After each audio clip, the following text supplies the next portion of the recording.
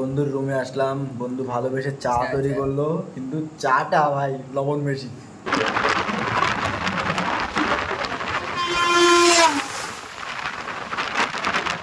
এই ভাতটা কিন্তু এখানে কম না, ঢেলে দিচ্ছি দেখো। ওমা এ তো শুরু না হতে শেষ। বন্ধু মাংস নিল, ডিম নিল, এবার ডাল। এই হচ্ছে প্রকৃত খাবারের রিভিউ দেওয়া, ঠিক আছে? মানে ফার্স্ট টাইম আমার খাবারের রিভিউ আমি এরকমভাবে দিচ্ছি। 19607 কলকাতা মাদার এক্সপ্রেস। আমাদের ভিডিওটা শুরু করলাম আমরা রাঁচি স্টেশনের ঠিক বাইরে থেকে। আমাদের ট্রেন নাম্বার 12020 শতাব্দী এক্সপ্রেস, যেটি সকালবেলা ছেড়ে আছে আমাদের হাওড়া রেলওয়ে জংশন থেকে, এবং দুপুরবেলা এই রাঁচি রেলওয়ে জংশন ছেড়ে আবার রাতের মধ্যে বা রাত 9:30টার মধ্যে আমরা পৌঁছে যাবো আমাদের গন্তব্যে, মানে হাওড়া রেলওয়ে জংশন। তো এই ট্রেনে করে আমরা ফিরছি শতাব্দী এক্সপ্রেসে করে রাঁচি থেকে হাওড়ার উদ্দেশ্যে। এর আগে আমি জার্নি করেছিলাম বন্দে ভারত এক্সপ্রেসে হাওড়া থেকে রাঁচির। যদি না দেখে থাকো অবশ্যই ভিডিওটি দেখে নিতে পারো তোমরা। এখন স্টেশনের ভেতরে যাব এবং এই ট্রেনের সমস্ত বিস্তারিত আপডেটগুলো তোমাদের মাঝে তুলে ধরবো। চলো যাওয়া যাক। আর সময় আপডেট এখন 12:43 হয়ে গেছে। এই হচ্ছে স্টেশনের বাইরে যে রোড রয়েছে সেই রোড, আর এদিকে হচ্ছে মূল স্টেশন। তোমরা যদি এখানে কেউ থাকতে চাও আমি তোমাদেরকে একটাই সাজেস্ট করবো, স্টেশনে যে রিটায়ারিং রুম বা ডরমিটারি রয়েছে ওখানেই থাকো, বেস্ট হবে। এই হচ্ছে রাঁচি রেলওয়ে স্টেশন, আর এই হচ্ছে আমাদের ন্যাশনাল ফ্ল্যাগ।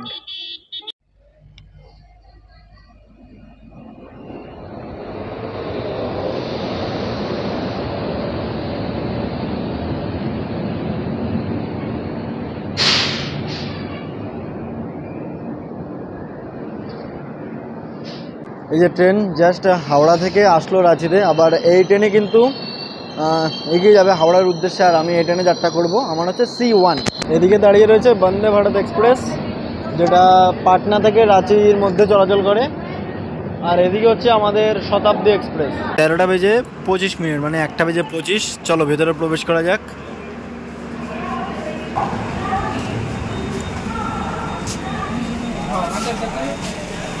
এই যে ক্যাটারিং সার্ভিস রয়েছে এখানে, স্লাইডিং ডোর।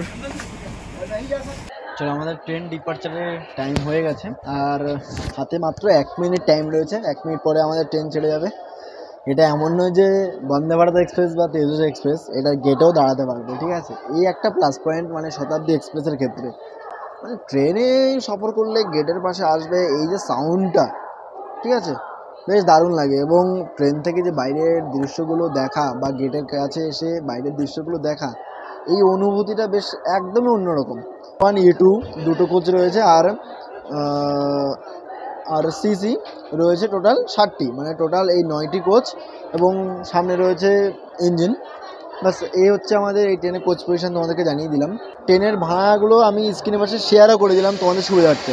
একদম রাইট টাইম, ট্রেন এক্ষুনি ডিপারচার করবে আমাদের। আচ্ছা, ট্রেন ছাড়ার আগে তোমাদেরকে রাঁচি সম্পর্কে একটু জানিয়ে দিই। রাঁচি হলো একটি জংশন, রাঁচি থেকে হাতিয়া যাওয়া লাইনটা আলাদা হয়, তাই কারণে হচ্ছে রাঁচি একটি জংশন রেলওয়ে স্টেশন।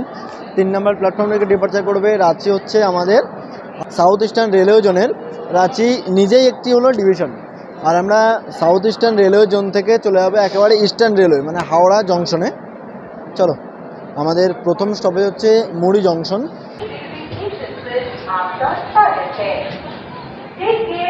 আচ্ছা, এই যে জল আগে দিত 1 লিটার, এখন 500 হয়ে গেছে। এটা মিডিলটাই পেলাম, আর উইন্ডো সিটটা হলো না। শুধু একটা জিনিসই বুঝতে পারছি না, জল বোতলগুলো সাইজ কেন দিন দিন ছোটো করে দিচ্ছে। আগে 1 লিটার দিত, ঠিক ছিল, 1 লিটারে ভালোই সার্ভিস ছিল, মোটামুটি 1 লিটার জল লাগেই। বাট এখন এটাকে পুরো 500 করে দিল। হ্যাঁ ভাই, এটার দাম 10 টাকা, আর 5 টাকা বাড়ালে তো 1 লিটার হয়ে যায় না।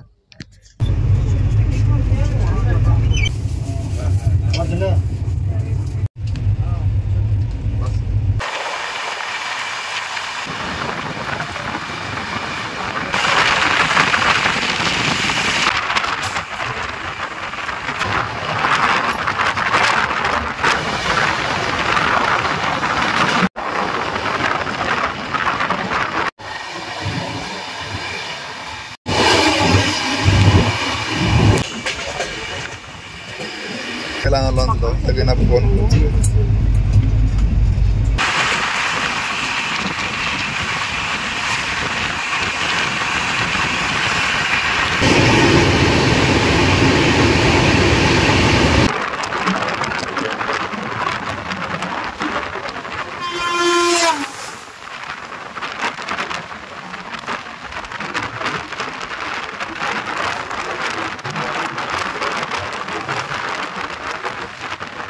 রাঁচি থেকে 66 কিলোমিটারের পথ চলা শেষ করে ফাইনালি আমরা এসে পৌঁছে গেছি মুড়ি জংশন। মুড়িকে কেন জংশন বলা হয়, কারণ এখান থেকে বরকাকান যাওয়ার লাইনটা ভাগ হয়ে যায় এবং এখান থেকে ধানবাদ আর চ্যান্ডেল এই সমস্ত লাইনগুলো ভাগ হওয়ার কারণে কিন্তু এই মুড়ি হলো একটি জংশন। আর এটা হচ্ছে সাউথ ইস্টার্ন রেলওয়ে জোনের রাঁচি ডিভিশনের মধ্যে হচ্ছে এই মুড়ি জংশন।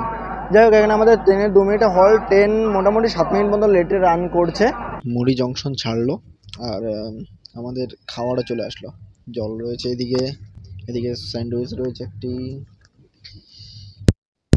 রয়েছে, এদিকে কি এটা মশলা মুড়ি রয়েছে, টিকিট রয়েছে, একটি বাদামের খাজা, টমেটো কেচাপ রয়েছে আর চায়ের সরঞ্জাম। ট্রেনে করে ভ্রমণের সময় যদি এরকম মুড়ি পাওয়া যায় তাহলে তো বেশ ব্যাপারটা জমে ওঠে। বিশেষ করে ব্যাপারটা জমে ওঠে তখন আরও বেশি যখন রেল নিজেই মুড়ি সার্ভ করে, তখন বেশ দারুণ জমে ওঠে। এই যে মুড়ি রয়েছে আর সঙ্গে এই যে চায়ের সরঞ্জাম চলে আসলো। না, চাটা কি কফি করা যাবে? আচ্ছা, চাটা আমি কফি করে নিলাম।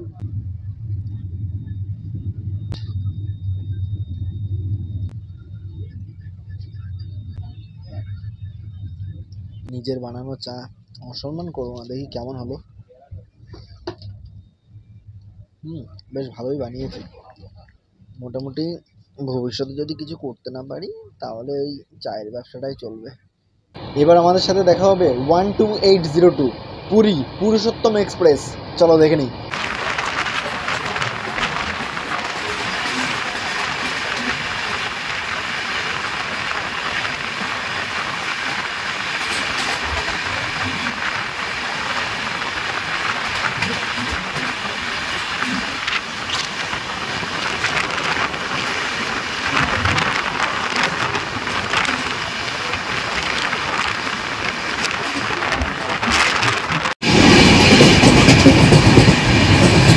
আমাদের মধ্যে অতিক্রম করছে।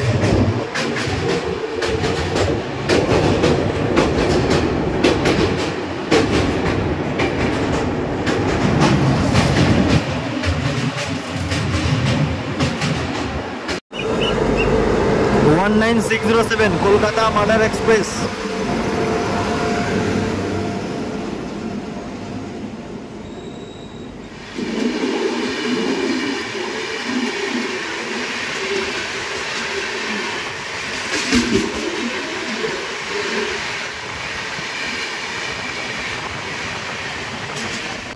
রাঁচি থেকে 167 কিলোমিটার পথ চলা শেষ করে আমরা এসে পৌঁছে গেছি ধানবাদ জংশন। ধানবাদকে কেন জংশন বলা হয়, কারণ এখান থেকে প্রয়াগরাজ হয়ে মুম্বাই এবং এখান থেকে গয়া হয়ে দিল্লির মেন লাইনগুলো ভাগ হয়ে যায়। এ কারণে হচ্ছে ধানবাদ একটি জংশন।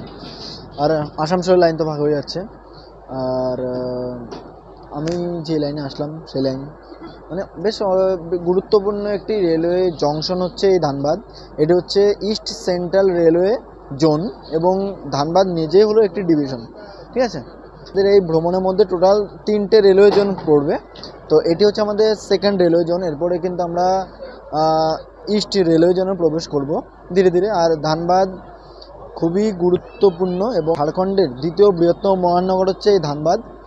আর আমাদের ভারতের কথা যদি বলি তাহলে 42তম রয়েছে এই ধানবাদ। এখানে আমাদের এই ট্রেনে 5 মিনিটে হল্ট রয়েছে।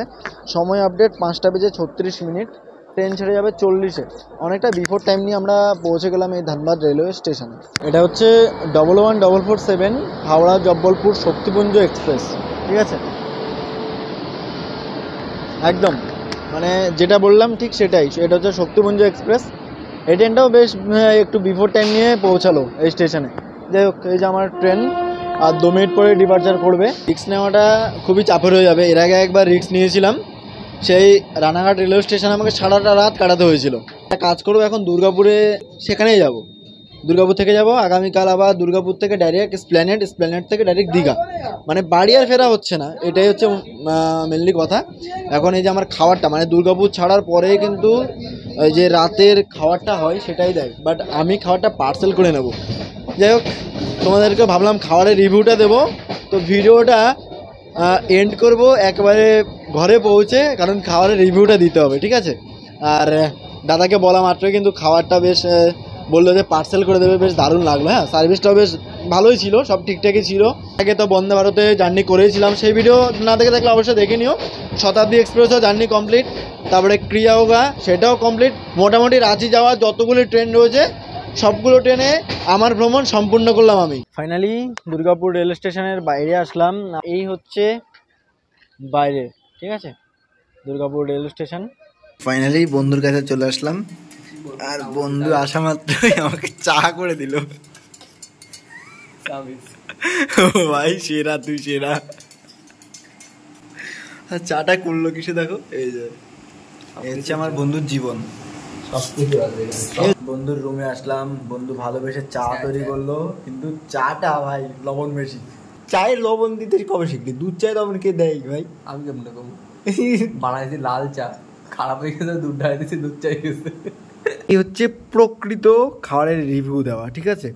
মানে ফার্স্ট টাইম আমার খাবারের রিভিউ আমি এরকমভাবে দিচ্ছি ভাই, দারুণ একটা অভিজ্ঞতা। যাই হোক, শতাব্দী এক্সপ্রেসে আমাদেরকে দিল ভাত, এইদিকে কি দিল, এখানে তো চিকেন হবে, বাট এখন আমরা শতাব্দী এক্সপ্রেসে না, এখন আমরা রয়েছি এই যে এই হচ্ছে আমার বন্ধু। আমার চাকরি জীবন হচ্ছে কিছুটা এইরকম, ঠিক আছে। এই হচ্ছে আমার বন্ধু। যাই হোক, এখানে ভাই রে ভাই, লাল লাল মাংস। এখানে দিল এটা কি, আলু ভাজা বা যাই হোক এটা। এখানে একটি চাটনি রয়েছে, এখানে রয়েছে ডাল।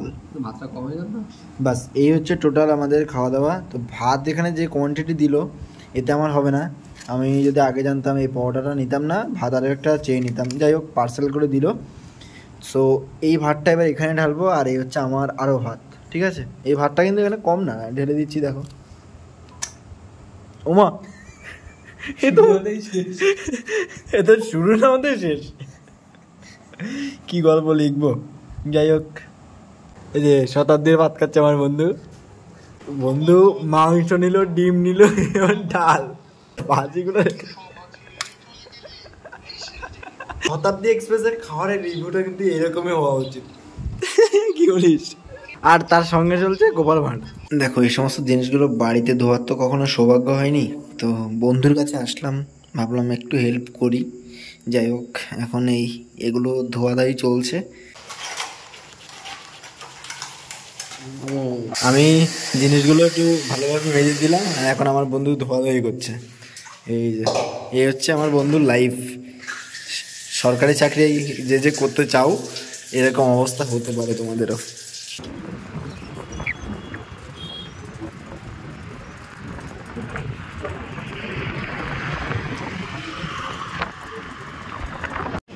ফাইনালি বন্ধুকে ছেড়ে দিলাম, বন্ধুর গন্তব্যে চলে যাচ্ছে, আর আমিও যাচ্ছি বাস ধরার জন্য। এদিকে বেরিয়ে যাচ্ছে হাওড়া থেকে জব্বলপুর সুপারফাস্ট। এই যে ফাইনালি আসলো আমার হুল এক্সপ্রেস, সুপারফাস্ট এক্সপ্রেস আর কি। মাথার আগেই কিন্তু এই গোড্ডাটা পেয়ে গেলাম, সময় 5টা বেজে 2 মিনিট। এবার এই ট্রেন ধরে আমি যাব নৈহাটি। বাড়ি চলে আসলাম, আর ভিডিওটি আমাদের এখানেই শেষ করলাম। কেমন লাগলো তোমাদের এই ভিডিওটি সেটা অবশ্যই কমেন্টস করে জানাতে ভুলবে না। ভিডিওটি যদি ভালো লেগে থাকে তাহলে লাইক, কমেন্ট, শেয়ার এবং চ্যানেলটাকে সাবস্ক্রাইব করে রাখবে। আর এই মাইকটা নতুন আসলো, ঠিক আছে, সেটা এখন টেস্টও করছি, সাউন্ড কোয়ালিটি কেমন কি আসে সেটা অবশ্যই জানাবে। দেখা হবে পরবর্তী পর্বে, পরবর্তী ভ্রমণের সাথে। ভালো থাকবে, সুস্থ থাকবে, নিজের খেয়াল রাখবে। জয় হিন্দ।